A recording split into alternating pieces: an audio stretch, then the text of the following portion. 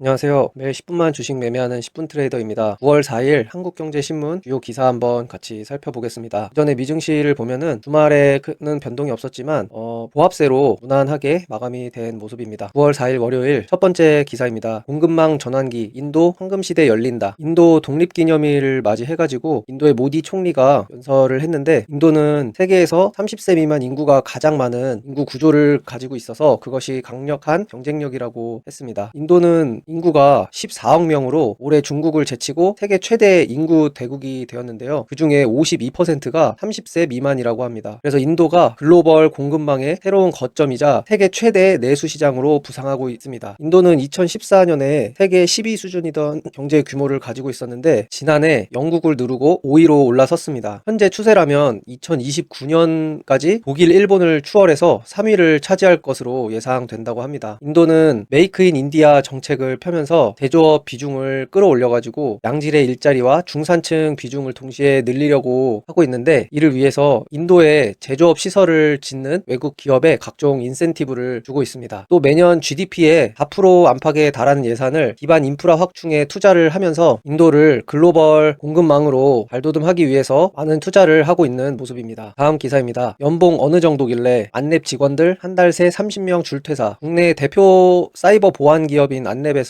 지난해 6월 30명의 직원이 무더기로 퇴사를 했다고 하는데, 다른 IT 기업과 다르게 처우가 많이 좋지 못해가지고 이런 현상이 있다고 합니다. 정부에서는 사이버 보안 관련한 정책을 앞으로도 키운다고 하고 사이버 보안 10만 인재 양성 계획을 세우고 있는데, 이런 것들이 밑빠진 독에 물 붓기가 되고 있는 것 아닌가 하는 지적이 나온다고 합니다. 사이버 보안 기업 상위 20곳의 재직자 평균 근속 연수도 보면 다른 큰 IT 기업에 비해서 매우 짧다고 하고, 이런 대형 IT 기업들하고 비교했을 때 주요 보안 기업, IT 보안 기업을 보면 급여 수준도 매우 부족한 상황이고 근속 연수도 짧다고 합니다. 그렇다고 해서 워라밸이 보장이 되는 것도 아니라고 하는데, 이런 사이버 보안 기업 직원들은 해킹 사고에 대비해서 24시간 대기 근무를 해야 하는 경우가 다반사여서 근무 여건도 매우 열악하다고 합니다. 이렇게 보안 영역이 비직장으로 분류가 되는 게 비즈니스 모델의 한계 때문이라고 하는데요. 공공 보안 소프트웨어 시장이 최저가 입찰 방식으로 진행이 되어서 입찰 비용을 최대한 낮춰야 되기 때문에 다른 IT 직군처럼 직원들의 연봉을 높여주기가 어려운 구조라고 합니다. 다음 기사입니다. 포스코 8년 전 실패 딛고 인도 전 차종의 강판 공급. 현대자동차, 기아, 마루티 스즈키, 타다자동차, 마인드라,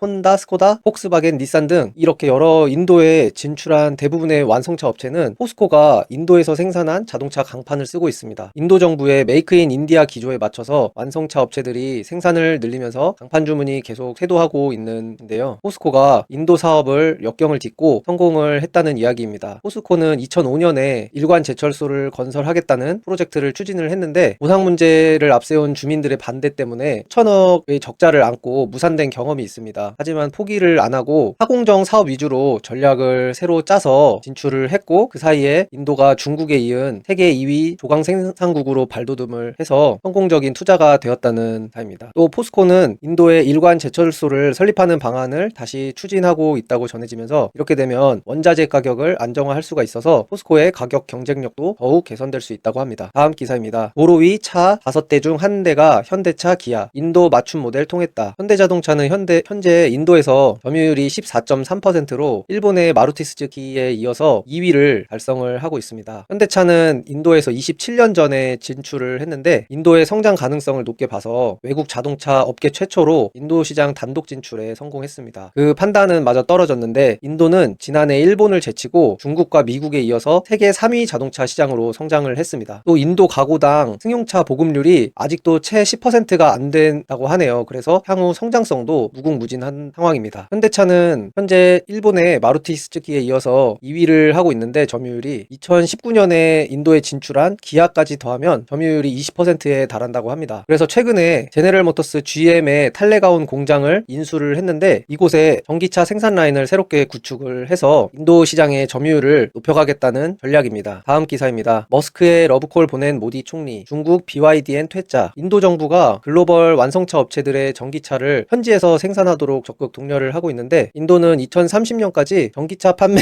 비중을 전체 30%로 확보하겠다는 목표를 가지고 전기차 1위 업체 테슬라에게 러브콜을 보내고 있습니다. 반면에 국경 분쟁을 겪는 중국의 전기차 업체 BYD의 인도의 공장 건설 계획에는 쇠자를 놨습니다. 일론 머스크 테슬라 최고 경영자가 전기차 관세 인하 방안을 긍정적으로 일론 머스크가 테슬라가 인도에 공장을 짓는다는 전제 아래 전기차 관세 인하 방안을 제안을 했는데 그걸 긍정적으로 검토 중인 것으로 전해졌습니다. 이렇게 되면 테슬라나 전기차 업체들이 인도에서 생산하는 모델뿐 아니라 전체 차량을 보다 저렴하게 팔 수 있다고 합니다. 다음 기사입니다. 급한 불 끈 비구입 위안 7천억 원 상환 유예. 비구입 위안이 7천억 원 규모의 회사채 상환을 2026년까지 연장하는 것으로 결정이 되었습니다. 그래서 일단 급한 불은 끄고 위기를 넘긴 듯한 모습이고 앞으로 회사 자산을 매각을 하거나 채권단에 유예 요청을 하는 등의 방식으로 위기 돌파를 또 할 것이라는 전망이고 근본적인 해결을 위해서는 중국의 부동산 경기 회복이 필수적이라고 얘기를 하고 있습니다. 이렇게 9월 4일 월요일 주요 기사 한번 훑어봤고 월요일 매매 차분하게 하셔가지고 오늘도 좋은 결과 내는 하루 되셨길 바라겠습니다. 오늘도 영상 봐주셔서 감사합니다.